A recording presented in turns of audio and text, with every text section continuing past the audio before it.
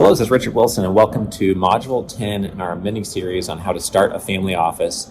Actually, I just got off stage here teaching a workshop on how to do this to 30 ultra-wealthy families, so the timing is great to record this.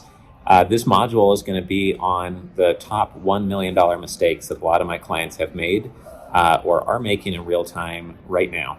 Some of these fairly obvious. Some of these are the mere reflection of the other modules we've been teaching you. Obviously, we want to teach you the best practices and the fundamental pillars of your family office you need to put into place. So not doing that would be some of the most expensive common mistakes, of course. So not focusing your energy, time, and money, not building a platform, not acquiring choke points, having lame service providers that are carryovers from before.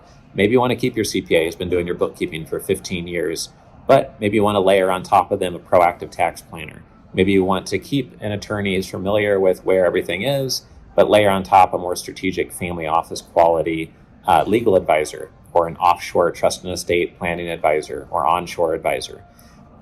Other mistakes that are often made are investing into startups all over the place and having really diversification. You think you're getting diversification, you're really just going into really high risk ventures that are seed capital, venture capital, angel capital. Everyone has some idea they want somebody else to fund, and who knows? It's like getting a lottery ticket. Maybe it'll work, maybe it won't.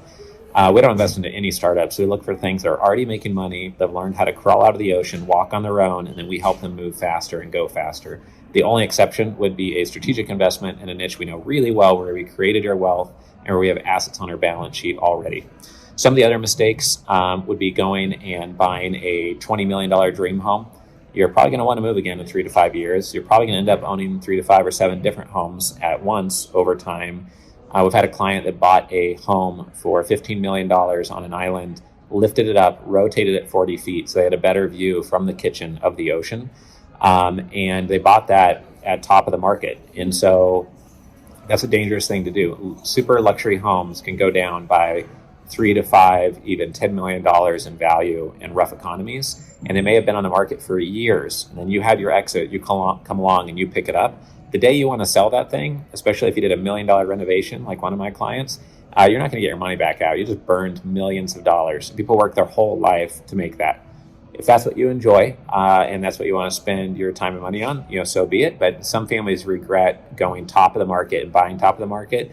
You can negotiate really hard, even in a hot market, on an asset. Let's say it's going to be a $5 million, $10 million, $20 million asset and take millions off that price tag. If you negotiate hard and go about it in a strategic way and just be smart about the investment. Other things that would be big $1 million mistakes: no custom structures. You just go into deals like everybody else. No custom fee structures or joint venture deals or co-GP deals or different LLC share classes. No negotiation of a reduction in fees because you're their number one investor or top 5 investor. No negotiation for co-investment rights or tag-along rights or drag-along rights or non-dilution rights. Not custom structuring the fees and legal structure is a multi-million-dollar mistake, a much bigger mistake than buying a really expensive home at the top of the market. As you'll see, a lot of the mistakes here are a lack of clarity, a lack of intentionality. It's really important that you don't start taking actions until you fill out your family office dashboard that you can get for free from us, that you know your family values, your objectives, your mission, your direct investment buy box, and have worked with someone like ourselves. We help for free to define what direct investments you should potentially be investing in and know what brands you're going to trust and upgrade for real family office quality wealth advisory and upgrade who you're using in that area, what managers you're going to trust for your real estate allocations and who you're going to trust for your direct investment allocations and what should be the size of companies and types of companies that you buy there. Any one of those things could cost you $1 million or more, and even if you're only worth 3 to 5, 7, $10 million, it could cost you hundreds of thousands of dollars. If you're worth several $100 million, like many of our clients are, these could be multi-million-dollar mistakes. So I hope you enjoyed this video. We're going to see you next on our video module number 11, and we're going to talk about the value of persistence in negotiating deals, closing transactions, and growing your family office. Thank you.